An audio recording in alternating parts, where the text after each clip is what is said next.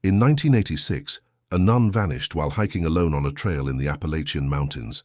Her crucifix was found on the ground, stained with blood, and the police concluded she'd been attacked by a wild animal.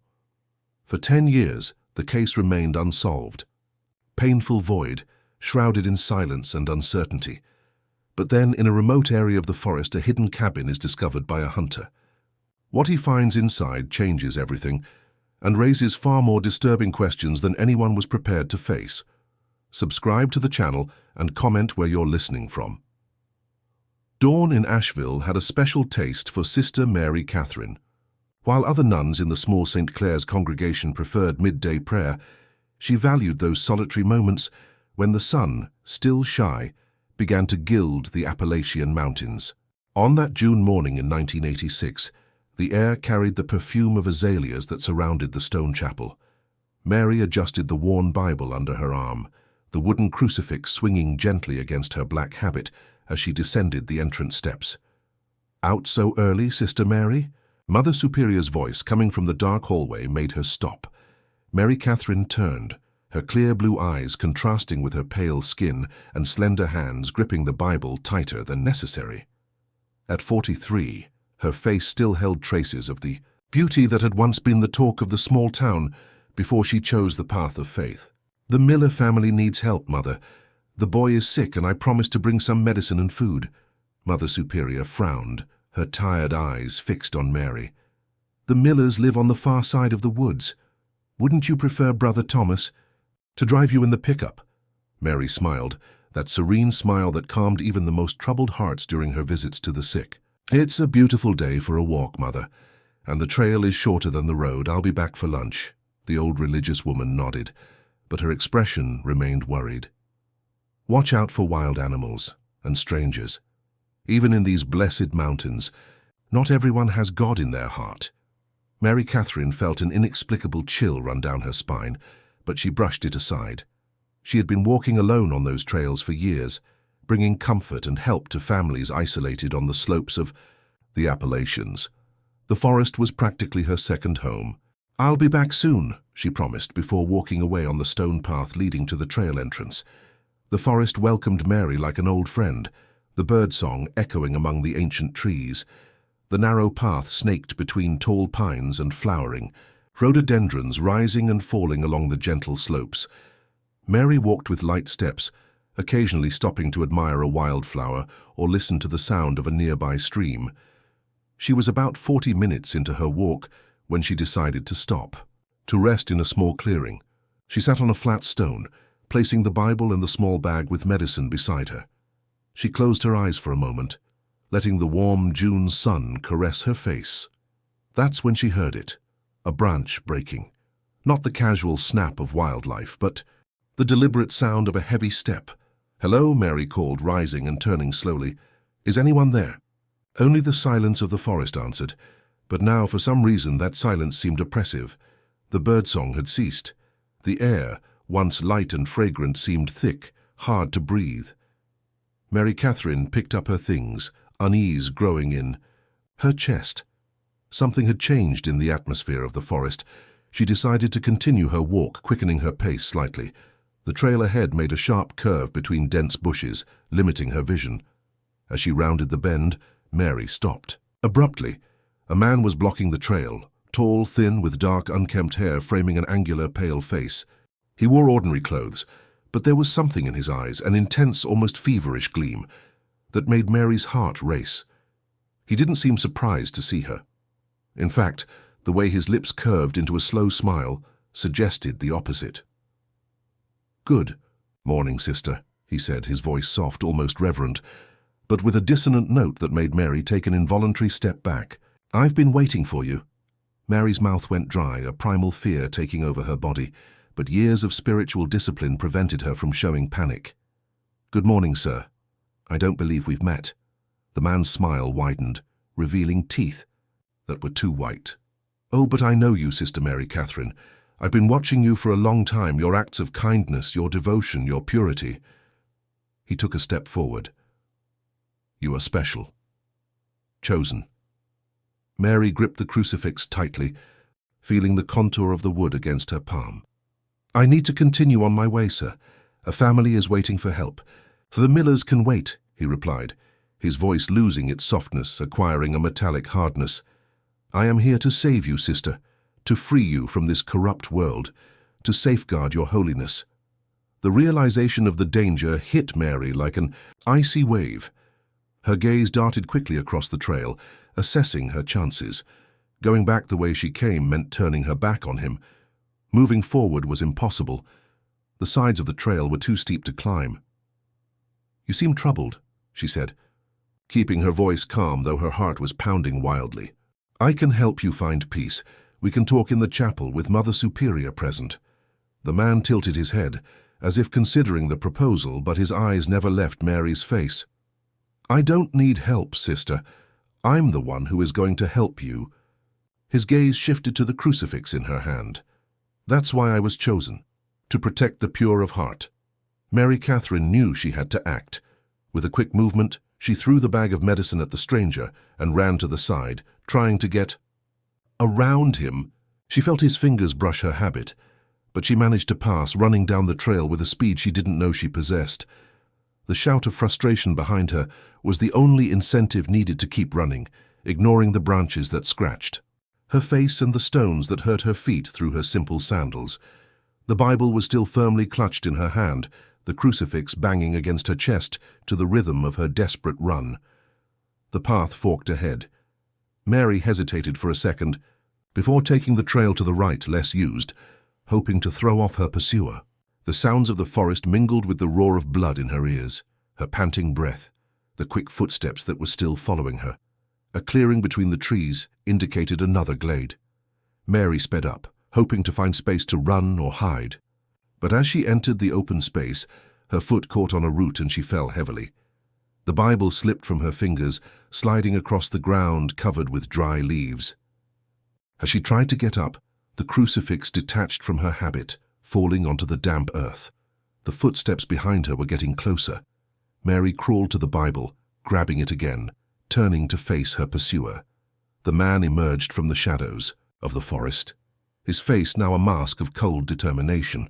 "No one can save you now, sister," he said, advancing slowly. "Only me." Mary Catherine Donovan stood up, holding the Bible against her chest like a shield.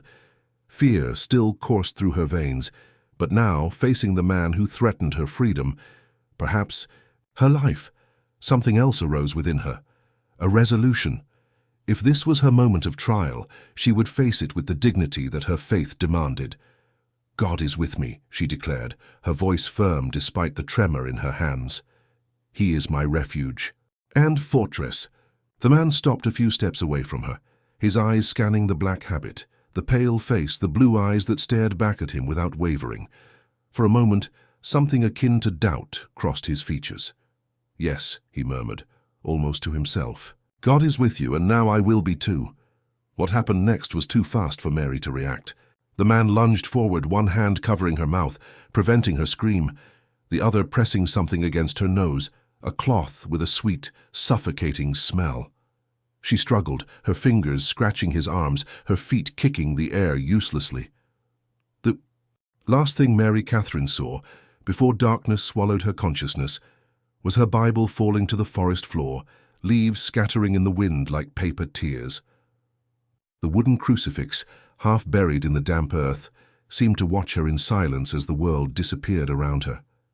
The first thing Mary Catherine noticed upon regaining consciousness was the smell. Damp wood, earth, mildew, and something else pungent that she couldn't identify. The second was the throbbing pain in her head. She tried to move, only to discover that her wrists were tied to the frame of the bed where she lay. Her eyes slowly adjusted to the dim light, revealing a small wooden room with a single barred window through which a beam of dim light entered. "You're awake," said a familiar voice. The man from the forest was sitting on a stool in the opposite corner of the room, watching her with that same disturbing intensity. "Welcome to your new home, Sister Mary." Mary swallowed hard, her mouth dry and her throat sore. "Why are you doing this?" The man got up and approached the bed, stopping at a calculated distance, as if respecting some kind of invisible boundary. "My name is Gabriel, like the angel." His gaze ran over her face with a kind of sickly reverence. "I was sent to protect you from the world, sister, to preserve your purity." "No one sent you to me," Mary replied, trying to remain calm despite the growing panic. "This isn't protection, it's kidnapping. Please let me go and we can talk. I can help you find the help you need." Gabriel's smile vanished, replaced by an expression of disappointment. "You still don't understand. The world out there is corrupt, full of sin and temptation. Here, in this sanctuary I've built, you'll be safe." He gestured around the room. "It's not perfect yet, but with time." Mary discreetly tugged at the bonds, testing their strength. They were thick ropes, tied tight enough to hurt without cutting off circulation. Her eyes swept the room, looking for something she could use, some way to escape. "How long do you intend to keep me here?" she asked, stalling for time, assessing her situation. Gabriel seemed genuinely surprised by the question. "For as long as necessary, until the world is ready, until it's safe." He stepped away, heading to a small table where there was a tray with a glass of water and what appeared to be a plate of porridge. "You must be hungry. I prepared something for you." Mary's stomach clenched, both from hunger and apprehension. "What day is it? Does it matter?" Gabriel brought the tray over, placing it on a crate near the bed. "Time is different here. Sacred." Mary tried another approach. "People will look for me. Mother Superior, the Millers, the police." A dangerous glint flashed in Gabriel's eyes. "No one will find you.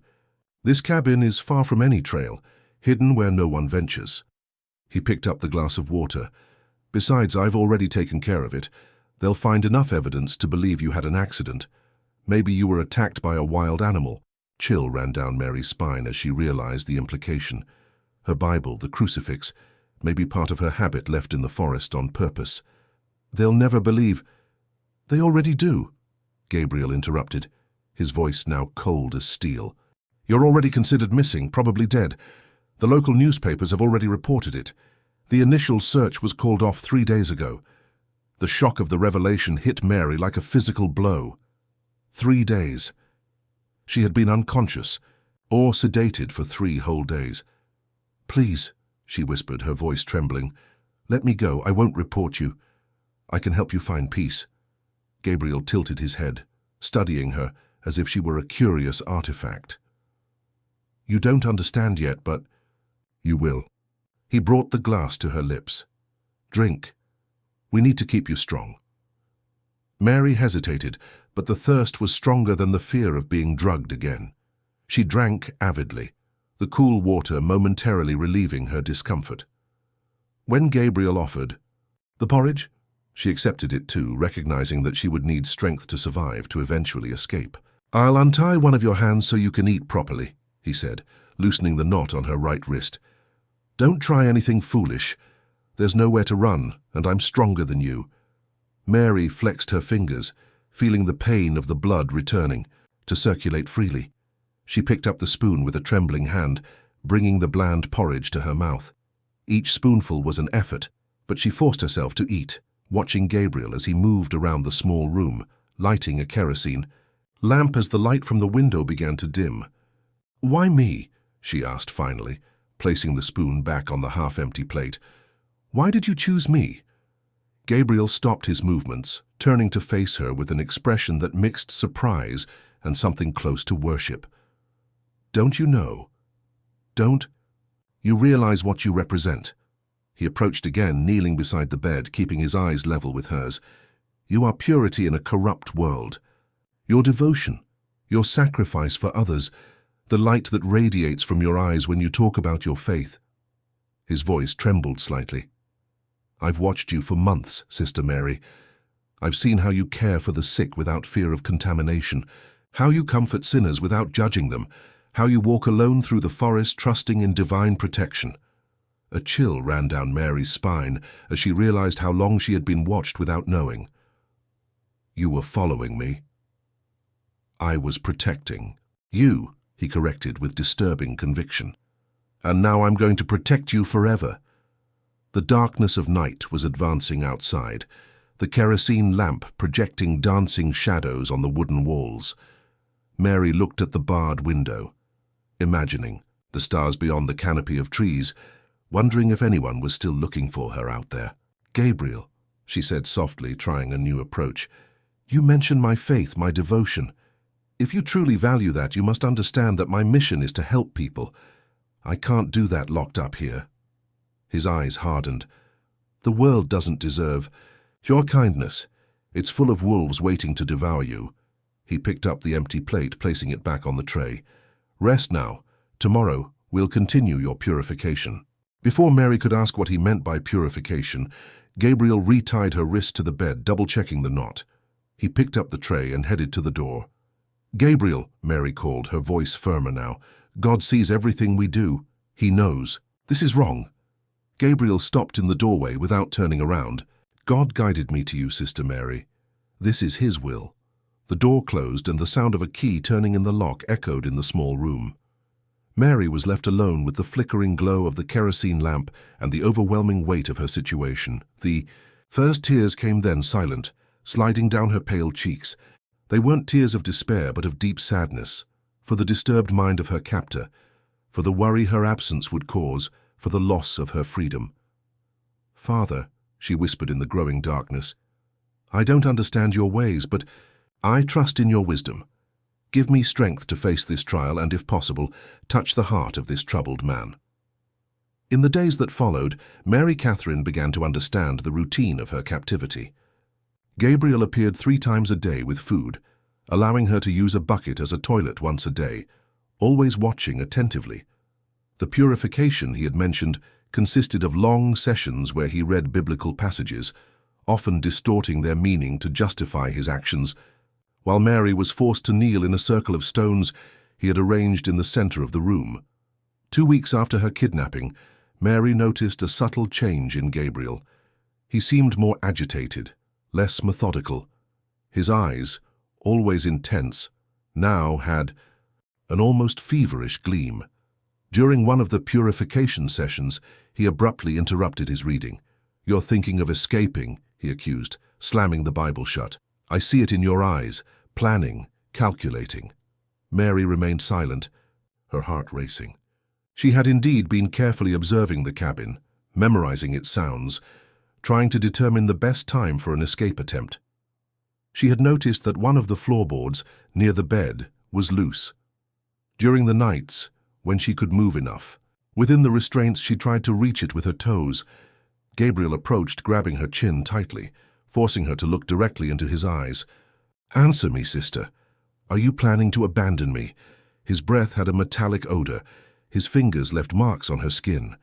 For a moment, Mary feared that he might hurt her seriously, but then something unexpected happened. Tears welled up in Gabriel's eyes. "You can't leave me," he whispered, his voice choked with emotion. "You're all I have, my redemption." The sudden vulnerability took Mary by surprise. At that moment, she saw beyond the threat. She saw a broken man, a sick mind that had associated his own needs for salvation with the distorted idea of protecting a nun. "Gabriel," she said softly, "tell me about you, about your life before you met me." The question seemed to disarm him. He released her chin, stepping back, his expression confused as if the question was completely unexpected. "My life doesn't matter," he replied finally. "Only the mission." "It matters to me," Mary insisted, recognizing an opportunity. "If we're going to spend time together in this sanctuary, as you call it, I'd like to get to know you better." Gabriel hesitated, clearly divided between distrust and a deep desire for connection.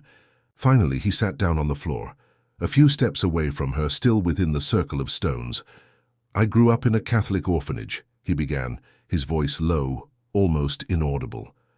"The nuns took care of us, but there were so many children. Never enough of anything. Food, attention, love." His eyes fixed on a distant point, as if he saw beyond the walls of the cabin. "There was one nun, Sister Agnes. She was kind to me, gave me special attention. She said I was sensitive, that I had a gift." Mary listened attentively, beginning to form a mental picture of the traumatic childhood that could have shaped that disturbed mind. "What happened to Sister Agnes?" she asked gently. Gabriel's face twisted in an expression of pain. "She died," Pneumonia. I was 10 years old. His eyes returned to focus on Mary. After her, everything got worse. The other nuns weren't like her. Some were cruel, believed in severe discipline. He rolled up his shirt sleeve, revealing old scars on his forearms. Marks of purification, they said. Mary's heart ached as she saw the scars, better understanding the cycle of abuse and trauma that fueled Gabriel's actions. "I'm so sorry you went through that," she said sincerely. "No child should suffer like that."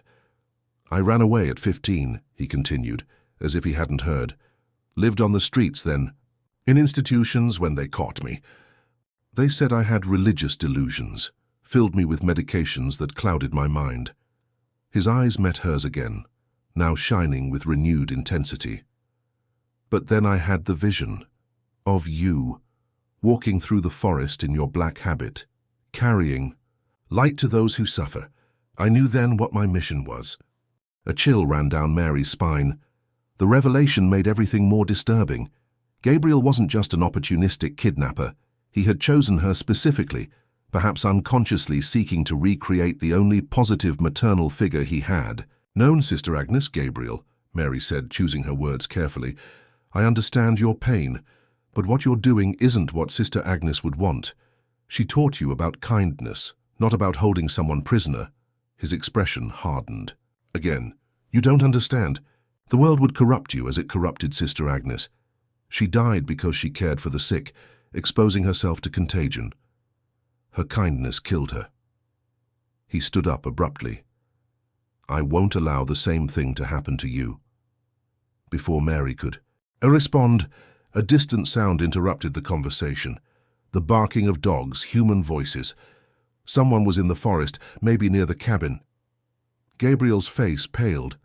"They can't find you," he murmured, more to himself than to Mary. "Not now, not when we're finally making progress on your purification." Mary felt a flash of hope, followed immediately by fear, not for herself, but for what Gabriel might do if he was cornered. "Gabriel, if people are looking, you should let me go before it's too late for you." His eyes met hers, and Mary saw something change in them, a dark resolve that made her blood run cold. "I'll never let you go," he declared, pulling something out of his pocket, a syringe. "We need to move. I found another place deeper in the forest, but first you need to sleep." Mary tried to pull back, but the restraints limited her movements. "Gabriel, no, please, think about what you're doing. This will only make things worse for you." For a moment he hesitated, the syringe suspended in the air. The sounds outside increased. The dogs were closer now. "They'll never understand," whispered Gabriel, a solitary tear sliding down his face. "They'll think I'm a monster." "You're not a monster, Gabriel," Mary said, seizing the hesitation. "You're someone who has suffered a lot and needs help. Let me help you. I can talk to them, explain your condition." Gabriel's expression wavered between hope and distrust. The barking was closer, the voices more distinct. A decision had to be made. "You're lying," he said finally, advancing with the siren. "As soon as you're free, you'll abandon me like everyone else." Mary struggled as he gripped her arm tightly, the needle approaching her skin. "Gabriel, no, please, this isn't what God wants." The mention of God made Gabriel pause again, his eyes meeting hers, filled with conflict. The dogs were now very close, probably at the entrance to the cabin. It was in that moment of hesitation that the door to the room burst inward, ripped from its hinges. 2 armed police officers stormed into the space, followed by a man dressed in hunting clothes. "Police, drop the syringe!" shouted one of the officers. Gabriel whirled around, the syringe still in his hand, his face a mask of panic and fury. Mary saw the moment in slow motion. Gabriel advancing not toward her but toward the officers, the syringe raised like a weapon. "Gabriel, no!" Mary screamed. The sound of the gunshot reverberated in the small room, deafening, followed by an absolute silence that lasted only a second before chaos erupted. Gabriel fell, the syringe slipping from his fingers, a red stain spreading on his chest. The police officers moved forward, one checking on Gabriel, the other rushing to untie Mary. "Sister Mary Catherine?" asked the hunter, approaching with an incredulous expression. "My God, it's really you?" Mary couldn't take her eyes off Gabriel, lying on the floor, an officer pressing on the wound while calling for an ambulance on the radio. After 10 years of captivity, her liberation had come in a way she never would have imagined, bathed in blood and tragedy.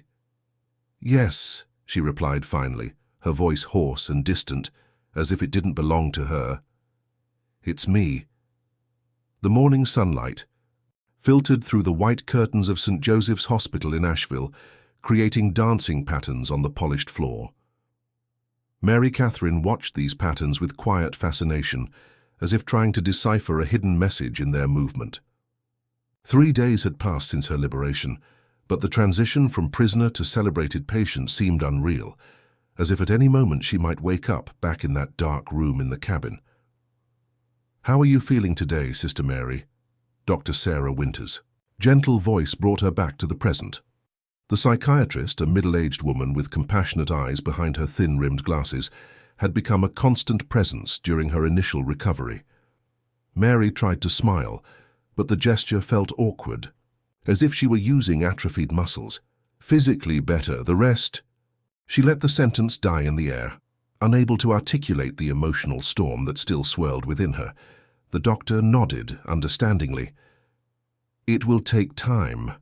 10 years of captivity aren't overcome in a few days." The number still sounded surreal to Mary. 10 years, an entire decade stolen from her life. "Gabriel," she said suddenly. "How is he?" Dr. Winters hesitated, adjusting her glasses in a gesture that Mary had already learned to recognize as a sign of discomfort. "Stable. The bullet didn't hit any vital organs." She studied Mary's face carefully. Many people wouldn't ask about the well-being of their kidnapper.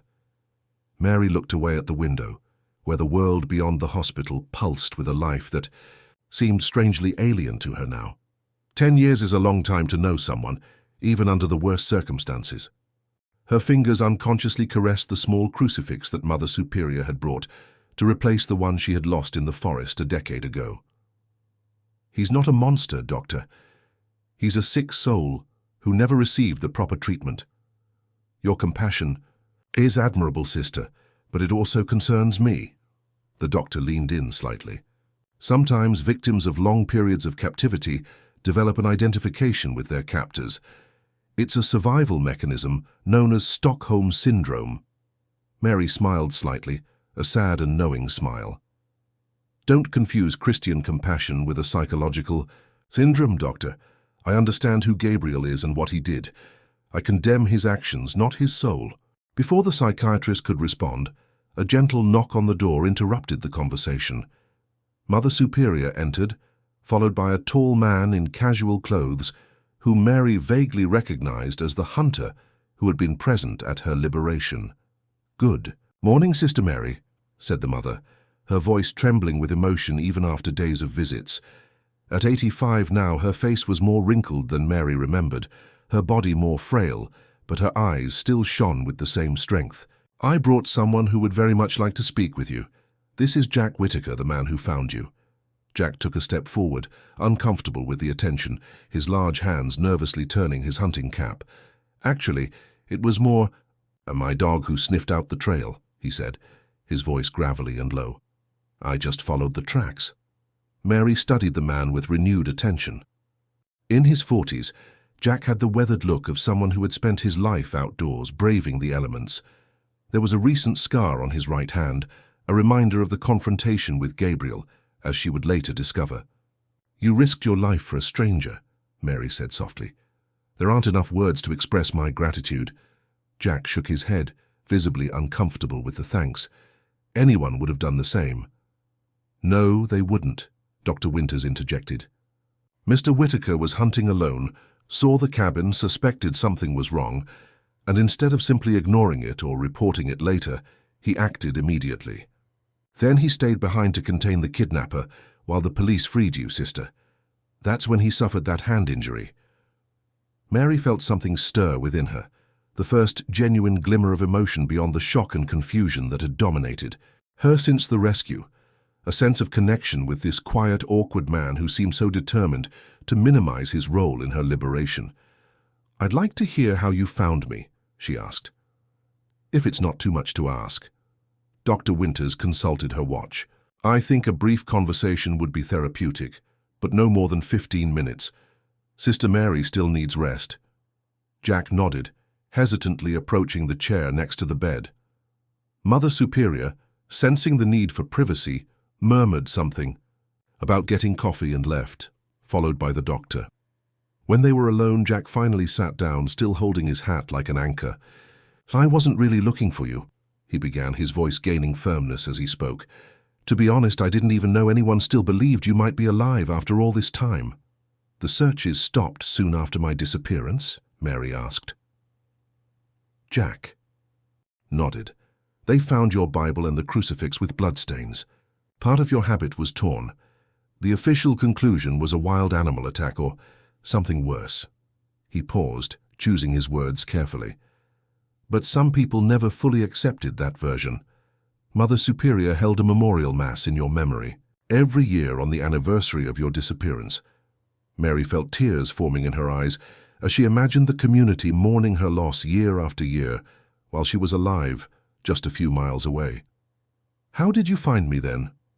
Jack straightened in his chair, his eyes fixed on a point beyond the window as if reliving that day. "I was following a deer trail, more out of habit than any intention to hunt.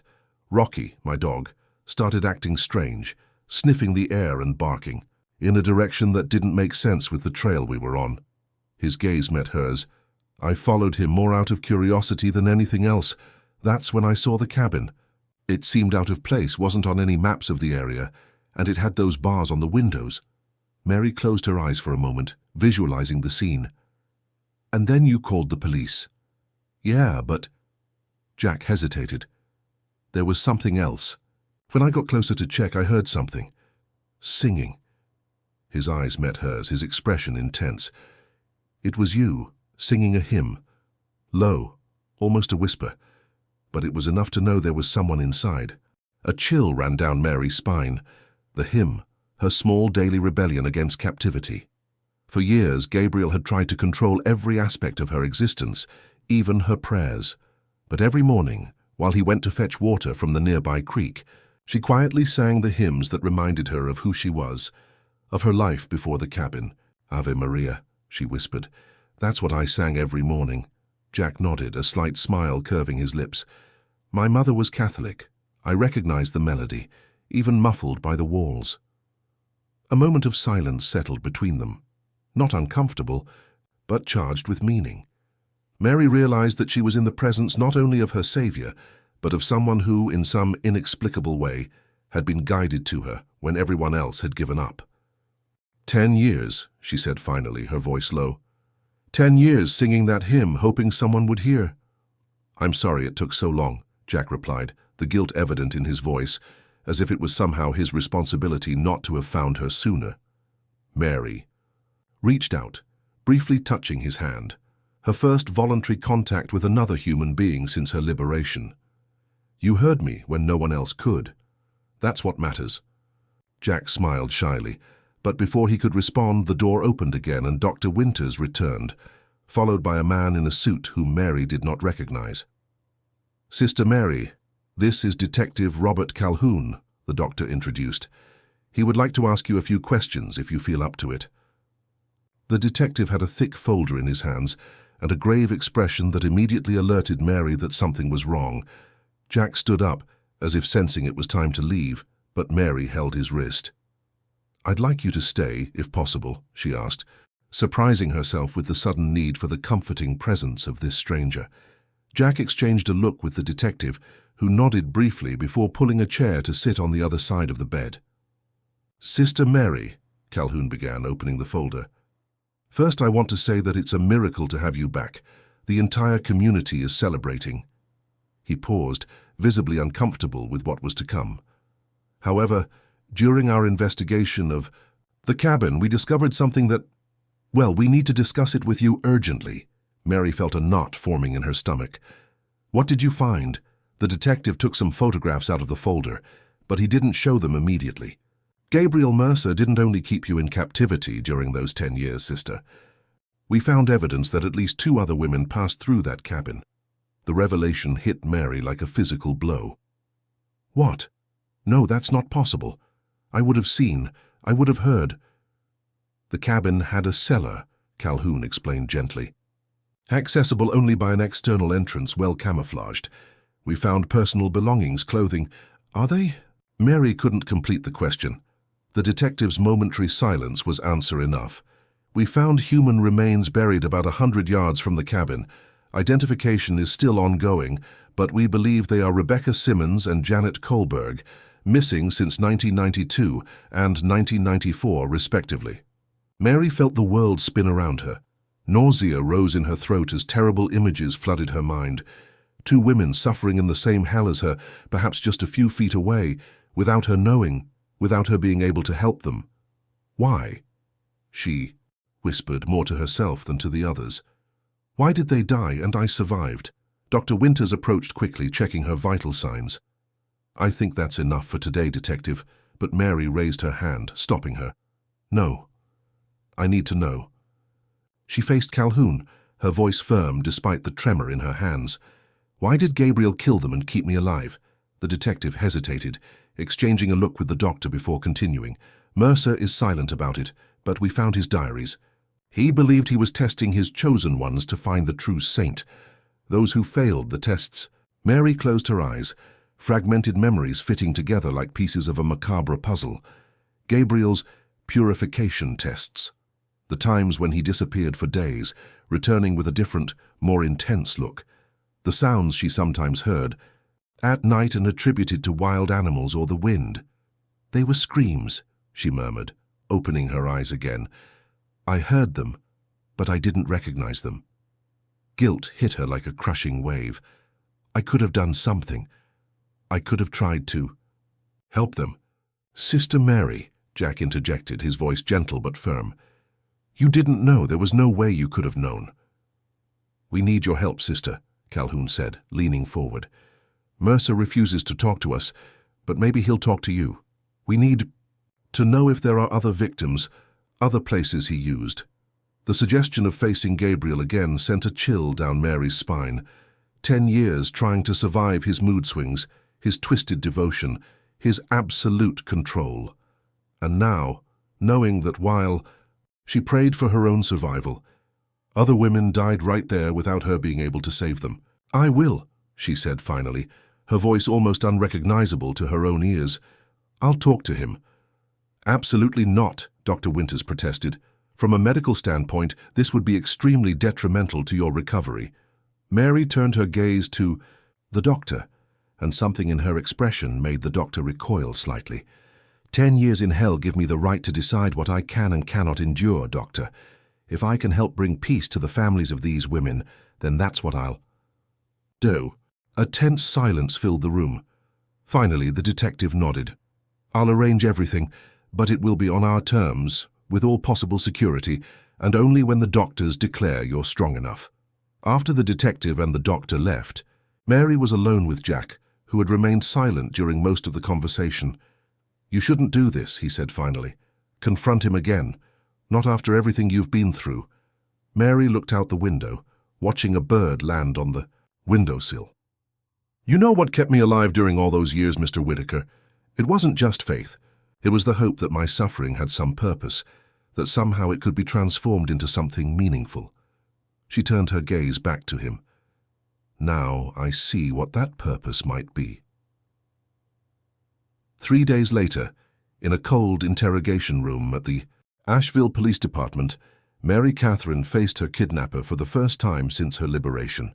Gabriel Mercer seemed smaller somehow, sitting at the metal table, his hands cuffed in front of him. The orange prison uniform contrasted with his pallor, and his eyes, once so intense and domineering, now seemed vacant, as if the capture had drained his essence. A bulletproof glass separated Mary from the table, and 2 armed guards remained stationed in the corners of the room. On the other side of the mirrored glass, she knew, Detective Calhoun, Dr. Winters, and Jack were watching. Every move. Hello, Gabriel, Mary said, sitting in the chair across from him, keeping her voice steady despite the whirlwind of emotions that threatened to consume her. His eyes slowly lifted, fixing on her, as if he couldn't believe she was really there. You came, he whispered, his voice hoarse.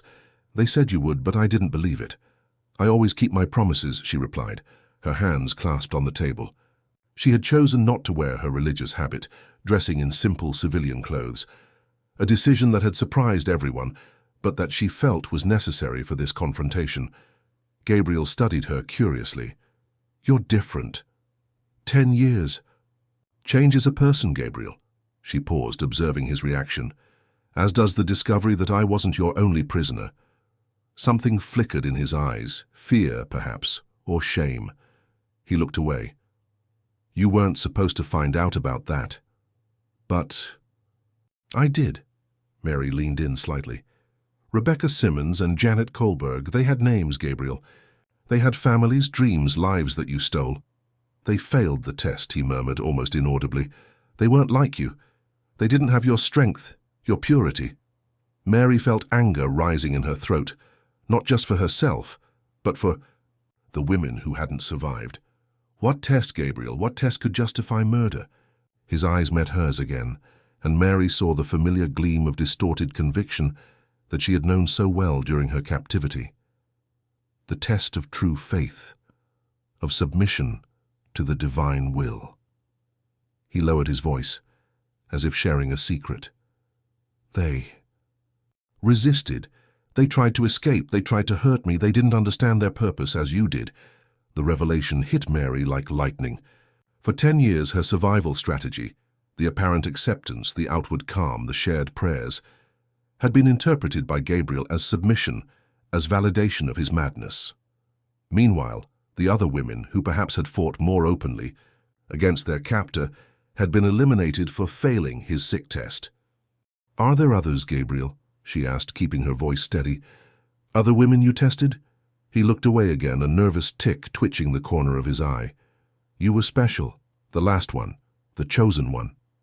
"That doesn't answer my question," Mary insisted, a hardness in her voice that she never knew she possessed. "How many, Gabriel? Where are they?" Silence stretched between them, heavy and suffocating. Finally Gabriel spoke, so low that Mary needed to lean in to hear. "3 before them, in the beginning, when I was still learning, when I didn't fully understand my mission yet." Mary felt the air escape from her lungs, as if she had received a physical blow. 5 women, 5 lives destroyed before hers, all connected by an invisible thread of madness and distorted religious obsession. Where, Gabriel? The families deserve to bury their loved ones. He stared at her, a solitary tear sliding down his scarred face. "Why did you come, Mary? To torture me with what I lost? With the failure of my mission?" The question caught her off guard. Why had she come? For justice for the other victims, yes. For closure for herself, certainly. But there was something more, something that even she didn't fully understand until that moment. "I came because I needed to see you as you really are, Gabriel," she answered finally. "Not as the all-powerful monster of my nightmares, nor as the broken victim of society that you sometimes seem to be. I came to see the man, just a man, who stole 10 years of my life and took the lives of 5 other women." She stood up, leaning on the table, leaning towards him. "And I came to say that despite everything you didn't destroy me. You didn't destroy my faith nor my humanity. And that, Gabriel, is something you will never be able to understand or possess." His eyes widened, a mixture of surprise and something close to recognition. For a moment, Mary glimpsed a clarity in his gaze, as if the fog of madness had briefly dissipated. "The abandoned hunting lodge," he said, his voice trembling. "Near Mirror Lake. The first 3 are there. And there was a place before the cabin, where you were, an old house on the edge of Cherokee. I used the basement for a few months." He lowered his head, his shoulders slumped in defeat. "I never wanted to be this. I heard voices, saw signs, I thought I was saving you." Mary remained motionless, the weight of the confessions falling upon her. Finally she nodded towards the mirrored glass, signaling that she had gotten what they came for. Before leaving, however, she turned to Gabriel one last time. "I hope you find peace someday, Gabriel. And I hope the families of these women can too." She paused. "I'll pray for all of you."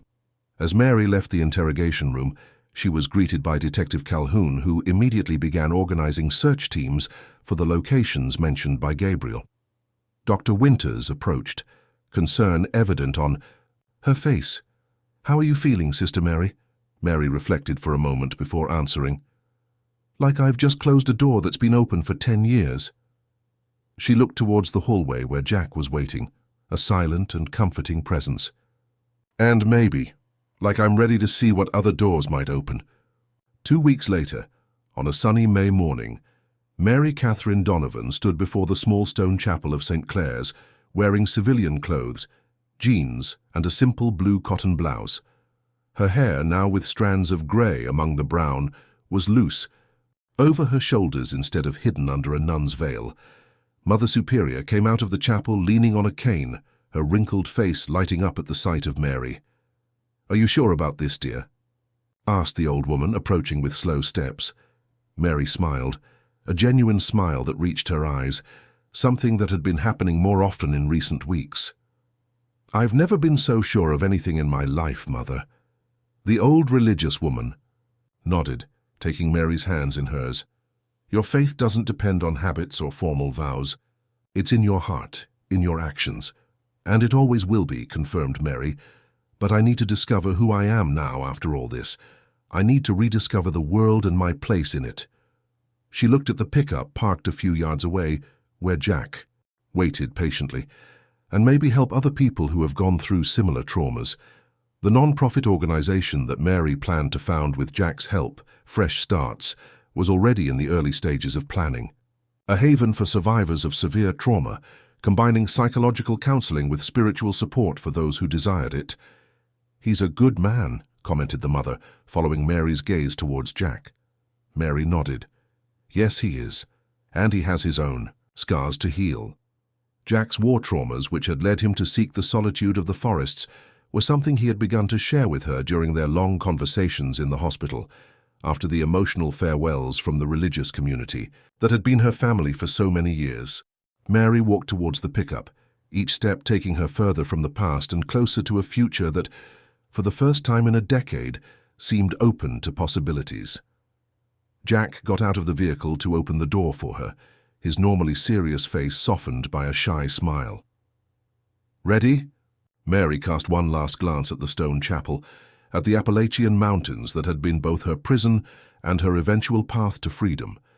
The spring wind stirred her loose hair, carrying with it the scent of flowering azaleas, the same scent she had smelled on that fateful June morning 10 years ago.